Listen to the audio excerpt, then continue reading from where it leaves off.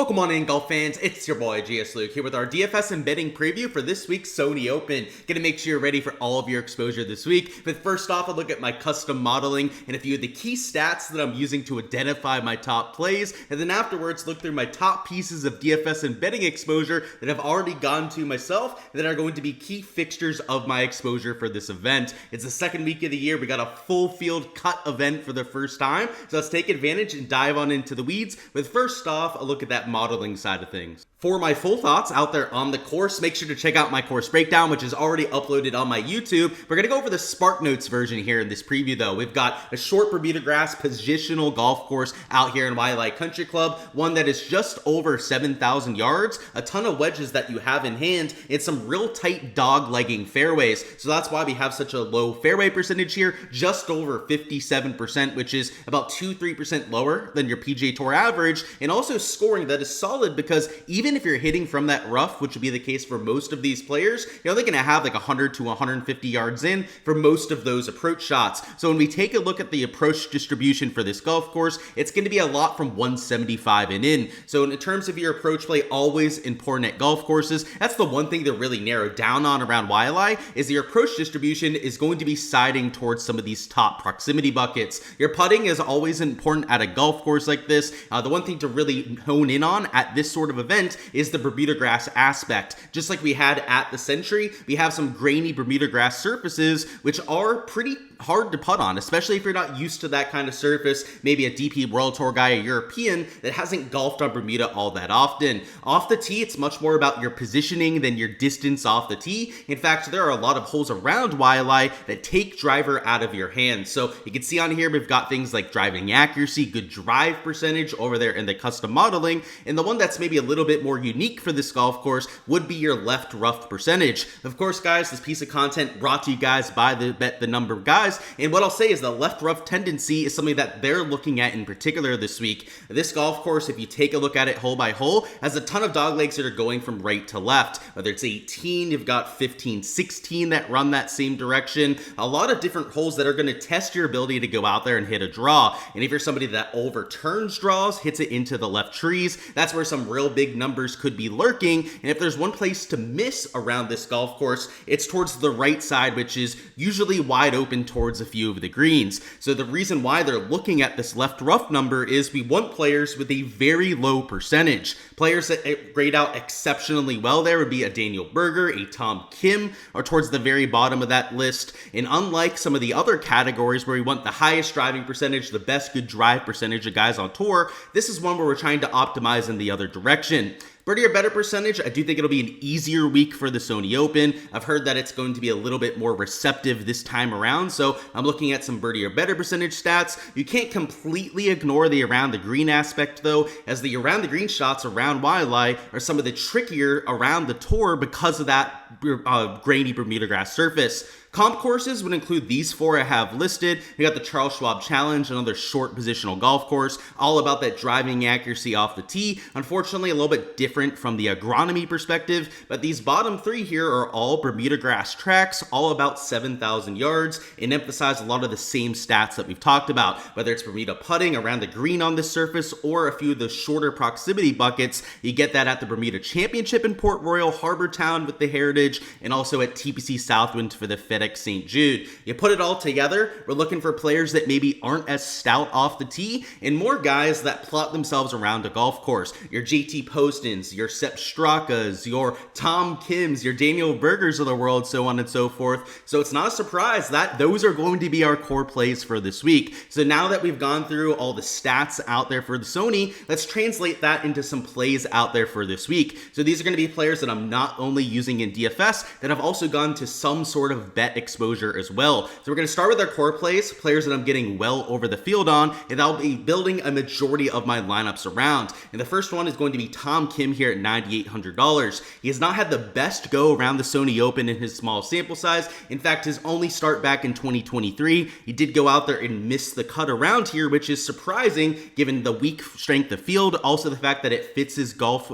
skill set quite well. And what I like about Tom Kim is that he's first off number 3 in the modeling, has been playing well over his last 12 measured rounds. In fact, if we bring those up over here on the shots gain metrics tab, you can see he's gaining nearly 2 strokes when it comes to the ball striking. Short game categories have been solid, about a third of a stroke per round in each category. But Tom Kim, not the most long player on the tee, right? He's very accurate off the tee though when he needs to be. You've seen him win at the Wyndham Championship, a similar golf course what you're going to get here with Sedgefield Country Club. You've also seen him have a lot of success at the Shriners Children's Open, another course that's more positional off the tee. And then you get him here at the Sony. He's a little bit of a sleeping giant in my opinion, because I've heard a lot of these other 10K players talked up instead of Tom Kim. Maybe it's the lack of course history. Some of these other guys up here seem to play here every single year and also have a lot of success around Waialae. While he's a little bit more of an X factor or a wild card, I would argue that his skill set, his sort of courses where he's gone out there and found success are almost all these short positional sort of tracks. I mean, look at the Travelers Championship where he went out there and nearly won. Heck, if we take a look at the recent form heading in, a lot of his top finishes, I guess there haven't been many on the PGA Tour, but if you take a look at them during the end of last season, a lot of them were on some of your shorter tracks that we have. I don't think it's a massive surprise that a player that's not a big beefy bomber off the tee has found a lot of his best success at these shorter kind of golf courses. So he's number 1 in the field when it comes to recent form ranking. A lot of those fields coming internationally where we're pulling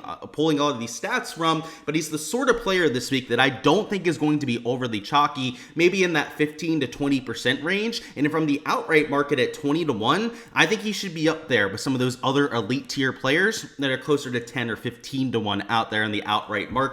I was thinking about boosting it to 22 to 1, but I ended up saving my boost for this week for another one of the bets that we're getting to. But Tom Kim and DFS, probably looking at like 40 to maybe 50% exposure out there in my lineups. Solid projecting play, number 3 in the total model ranking. Really nothing negative that I can say about Tom Kim this week. Next up, we got ourselves JT Poston at $8,900. And JT Poston, I played him a little bit at the Century. Wasn't the best course fit for him. He doesn't have the power that you'd really like around a Tournament of Champions. But this week, a more positional golf course is right up his alley. In fact, if you take a look at the event history, he's been pretty decent here over the years. He has a few missed cuts, but the top 6 finish last year was definitely his best, the one to really write home about over the last 5 years. And what I like about JT Poston are the shots gained metrics recently. We take a look at over the last 12 rounds, you can see he's gaining across all 4 stat categories, about a half a stroke per round on approach, his most significant gain out of the 4. And then if you zoom out a little bit, you give him the last 24 round sample size, which is pretty large. We're getting a good picture for how he's been playing. The only category that he's negative in would be the shots gained putting, which if you know JT Poston in his game, you would know that that would be extremely surprising, as he has one of the best putting strokes if anyone in the world. So over here on Bermuda, you can see he gains about 0.39 shots gained Bermuda grass per round, which is 0.41 shots better than that 24 round baseline. So obviously the last 6 events or so have not been the best for the putter in terms of JT Poston, but you get him on these Bermuda grass greens. A lot of those comp courses, by the way, that we mentioned before, a lot of his top end finishes and even top 3 in wins have come at these sort of tracks. You don't play them at major championship venues. You don't play them at like a Quail Hollow, for example, but at a golf course like this, he's not only live to go out there and get you a top 5, a top 10, but potentially to go out there and punch a winning ticket as well. So plus 4,000, took him at 40 to 1 to go out there and win. Not the massive unit bet that you'd probably see with like a Tom Kim, where I'm taking for about a full unit, but about a half a unit bet that I went with down there in JT Poston. Also, probably not a 40-50%er in DFS. I'm probably looking at closer to like 30, maybe 35% exposure to a JT Poston, but still somebody I'm looking to get well over the field on because of the course fit around Waialae. And then the last core play we're going to go through is going to be Ben Griffin at $8,200. Another player that ranks towards the top of my modeling this week. Number 5 in terms of his total model ranking. Number 2, recent form heading in. And then the longer term stuff is also still very favorable for Ben Griffin. One of the best Bermuda grass putters putters that we have in the world. And if we compare that Bermuda grass baseline to his last 24 rounds, you can see he's 0.87 shots better on Bermuda grass than what we've seen for the putter lately. So if we go over here to the last 24 rounds, you'll see why that's the case. Of course, his putter lately has just been leaving a lot to be desired. What is he? $8,200 down here with Griffin. He's gaining in the 3 tee to green categories, most significantly with the approach play, which is just music to our ears. We want guys that are solid iron players in our player pool, but he's been losing about 0.15 shots gained putting per round. If we go to the last 12 measured rounds, you can see it holds true except for the putting. He's still gaining a bunch off the tee and on approach, but the putter's been a lot better over the last 12 measured rounds, which you would kind of expect for Ben Griffin. He was in a massive slump with the putter before having that recent hot stretch on the greens, and on Bermuda grass, he's one of the best putters that we have of anyone in this field at the Waialae for the Sony Open this week. So at 50 to 1, I went out there and took him for an outright bet. He's one that the model loves this week. He's one that you just play at these shorter positional tracks, whether it's the RSM Classic, Wyndham Championship, RBC Heritage. A lot of the top 5 and top 10s for Ben Griffins, or even getting into contention like he did at the Wyndham a few years ago, have all happened at these shorter Bermuda grass golf courses. Before we talk about our value plays, which will be some of our values towards the bottom, ways to save some salary in DFS, as well as a few longer shot outright bets that I've taken, do want to remind you guys how to get access to all these projections and spreadsheets for yourself. That, of course, would be over there on my Patreon page, which you can find in the description of this video. Down there for just $15 a month, you get access to not only all the main slate content that I'm doing, but also all the showdown stuff for rounds 2 through 4. That includes all the projections that you see throughout my videos. It'll be projected ownership, my player pool out there for every single format, as well as shots gained metrics, recent form. You've also got my custom modeling weights over here to the right to help you build your own model for any given week, all over there on my Patreon page for the price of $15 a month. It's a great value. Not going to get price gouged like a lot of the other sites out there. They're going to cost you $50 to $100+ a month. You get access to all the different projections for every slate out there for just that low price. So make sure to check it out. Help support the channel, obviously, with all the subscriptions that we get over there, and it gives you access to not only my take on a few players every single week, but literally every single player that is playing for every PGA Tour event. So if you want that full coverage out there for the entire season, make sure to go out there and join the Patreon page, as well as to get all of my exposure here for the Sony Open. Next up, we got ourselves Sepp Straka at $8,000. He's my first value play, maybe a little bit more expensive than I would like a value play to be, but he was somebody that I just couldn't overlook at this event. Kind of like with JT Poston, he's not one of my top 5 model ranking plays. He lags a little bit behind there at number 28, but he's the sort of player that when we go through the comp course history is towards the top of almost every single list. Nearly won the Fedex St. Jude when Will Zalatoris won. He's had some success at Bermuda. He's had success at some of the other courses like Colonial Harbor Town when we've gone there for a few years. And at other Bermuda grass tracks, I mean, he won the Honda Classic, Florida course, kind of similar to what we're going to get this week. I'd say maybe a little bit more difficult than the Sony Open, but similar agronomy, similar sort of golf shots to what you're going to get at the Sony Open. Sepp Straka is the kind of guy you don't play when you have to hit the ball 350 yards off the tee. You just can't do that, right? He's a little bit more passive off the tee, doesn't swing fully. He's a big guy. If he wanted to hit the ball 350, he probably could, but he's much more about tempo town, hitting those nice little butter draws that you see, little tight ones that usually draw about 5-10 yards. That's perfect on this style of golf course. You want guys that can hit fairways, and I mentioned that left rough tendency before. By the way, a player that ranks really highly in that category would be a Tom Kim, but also Sepp Straka down here at $8,000. He doesn't miss left all that often because of his ball flight being so consistent, and he's not the kind of guy who misses both directions. Like, he knows that every shot he hits is going to draw, so he doesn't usually miss in the left rough all that often. And on some of those dog legs, being able to reliably have that draw shape could be absolute gold coming down the stretch. So I like him to win at plus 5,500. That's what the one I went out there and actually boosted this week. He was at 50 to 1. I boosted it at 10% to plus 5,500. And I also played him for a top 10 at plus 450. So a few different ways that I'm getting exposure to Sepp Straka this week. The form, by the way, it's maybe not as rock solid as some of the other players. He's not gaining across all 4 categories, for example. But look at this. He's gaining a stroke per round with his approach play, still gaining off the tee. So the ball striking is exactly where we want it, just not the best with the short game. And long term, it's not like he's an absolute killer on Bermuda grass. You can see though that he's a gainer with the putter on Bermuda for his career. So, we're not expecting him to go out there and be one of the best putters this week, but even if he's just gaining us like a stroke on the greens, I think we'd be pretty satisfied with that by the end of the week. You take a look at the last 24 rounds, he's losing a little bit off the tee, so he's been a little bit sharper at hitting his drives lately, but still gaining 0.68 shots gained approach per round, one of the best numbers of anyone in the field, and also slightly into the positive with the putter. So I know the putter's been a little bit cold lately, losing about a third of a stroke per round over his last 12, but the last 24 rounds shows us the upside as he's there into the green.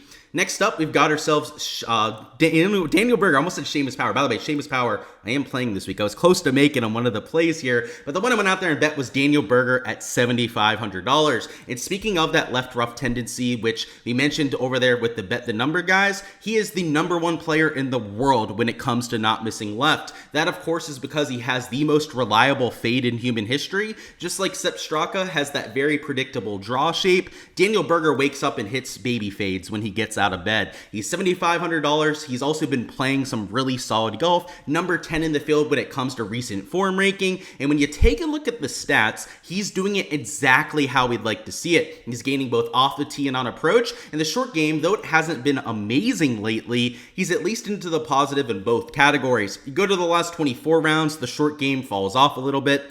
And see, he's still gaining across all 4 categories, most significantly off the tee at about 0.7 strokes per round, but the putter in the around the green play isn't horrible over that stretch either. So he's been playing very consistent golf. You've been using him for pretty much the entire fall swing. The kind of guy has just been making cuts week in and week out. And though he doesn't have a ton of course history lately around the Sony Open, in fact, we go to his course history here, you'll see that over the last 5 events, his last time here, he was a T7, but it was 4 years ago. Before that, though, he's never missed a cut around the Sony Open. His last 5 starts here were all made cuts. I believe all like top 40 finishes as well. That T7 was his best finish that he ever had. But this is the kind of golf course. It's kind of similar to the Honda Classic. I mentioned Sepp Straka from that light as well. Daniel Berger loves these Bermuda grass positional golf courses, and that is exactly what we're getting this week. So we don't have a ton of course history, at least recently, because of the injury struggles, but I really think that this could be a good week for Daniel Berger, and one that he could potentially go out there and contend to win. So I took him at plus 6,000, also the top 10 at plus 525, a few different markets just like the Sepp Straka pick, and went out there and played my guy for. And then the last play we're going through, you gotta scroll a long way down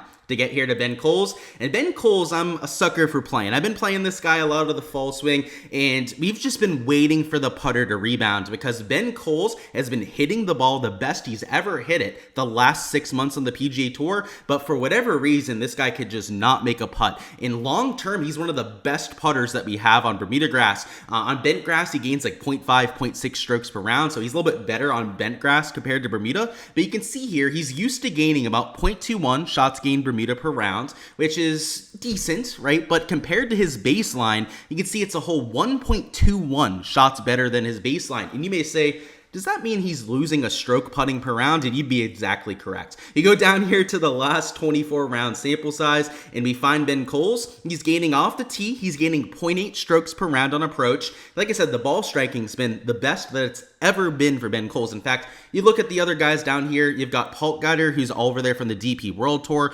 Obviously, a little bit easier to gain strokes to the field on that side of things. But in terms of regular PGA Tour players, he's the best that we have here. And yes, he's losing 1.5 shots gained ball striking. They go over here to the last 12 measured rounds, also go down to Ben Coles.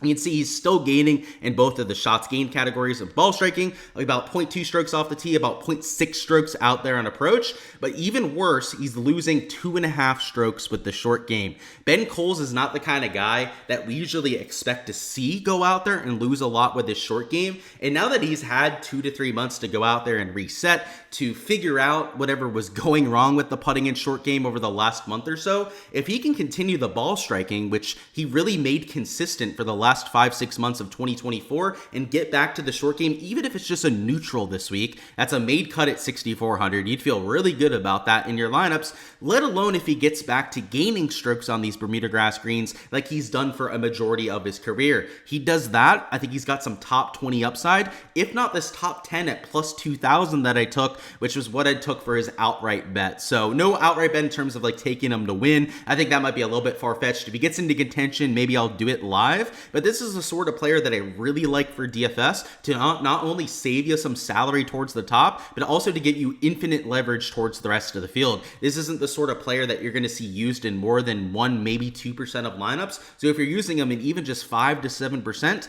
you're going to have 2.5, 3, maybe even 4, 5x leverage out there towards the rest of the field. So Ben Coles, as long as he can figure out this putter, which we've been waiting for a while. I mean, I've talked him up a few times during the fall swing. I don't think he worked out really any times over here this fall, but when he figures it out, this is a smash play written all over it. Like he's doing everything but the short game right now, and historically, Ben Coles has been a lot better than that.